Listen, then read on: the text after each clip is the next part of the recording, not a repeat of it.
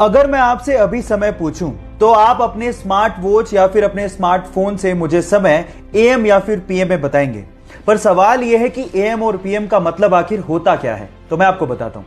हमारे पूरे दिन को 12-12 घंटे के इक्वल पार्ट्स में डिवाइड किया गया है। दोपहर 12 बजे के पहले का समय हम लोग एएम, जबकि दोपहर 12 बजे के बाद के समय को हम लोग पीएम में बताते हैं।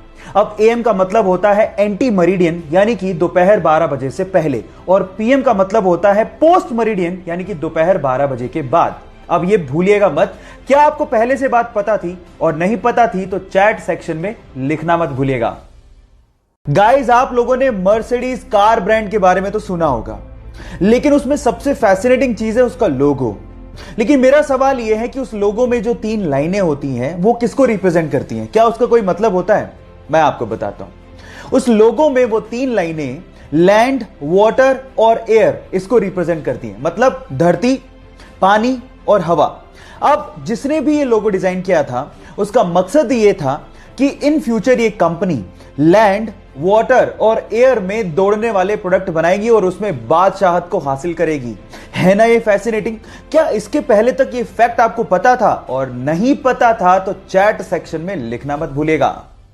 हमारी अर्थ का एकमात्र नेचुरल सैटेलाइट यानी कि प्राकृतिक उपग्रह है चंद्रमा। अब उसके बारे में एक इंटरेस्टिंग फैक्ट बताता हूं। आपका अभी इस वक्त जितना भी भार है उसका सिर्फ 1/6 भार ही आप लोगों को मून पे फील होगा। मतलब मान लो कि आप 60 किलो के हो तो उसका 1/6 यानी कि सिर्फ 10 किलो का भार ही आप लोगों को मून पे फील होगा, यानी कि आप अपने आप को हल्का महसूस करोगे।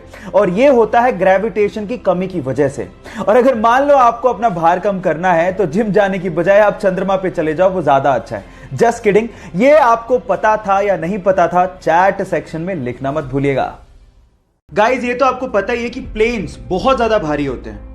इनफैक्ट बोइंग 737 तो 80,000 केजी का होता है, और जब वो लैंड करते हैं तो उनकी स्पीड 250 से 300 किलोमीटर पर आवर होती है। पर आपने क्या कभी इमेजिन किया है कि इतनी स्पीड और इतने भार के साथ जब वो लैंड करते हैं तो उनके टायर्स कभी फटते क्यों नहीं है?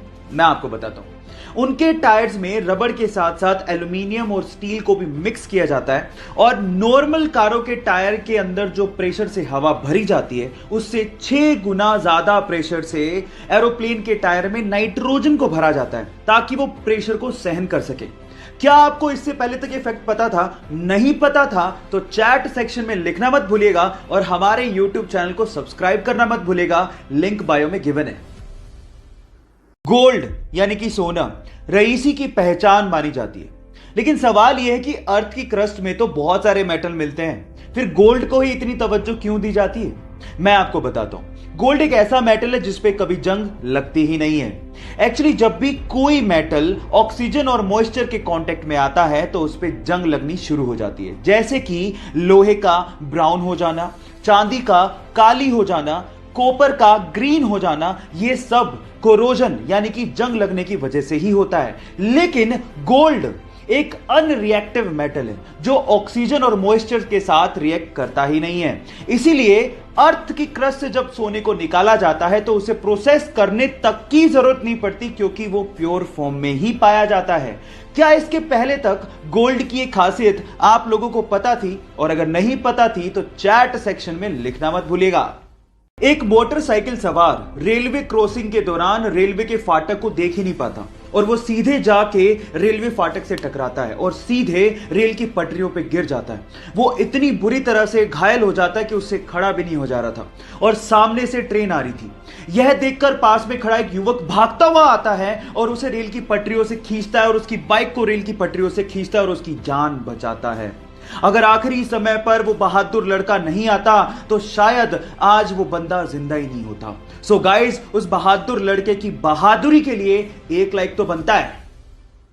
आज अगर हमें जरा सी भी चोट लग जाए तो हम लोग तुरंत बैंडेड का इस्तेमाल कर लेते हैं ताकि खून को बहने से रोका जा सके।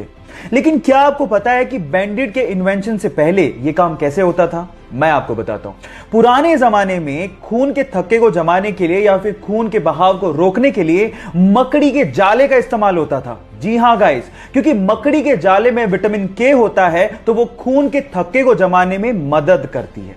क्या आपको इसके पहले से यह फैक्ट पता था? और अगर नहीं पता था तो चैट सेक्शन में लिखना मत भूलिएगा।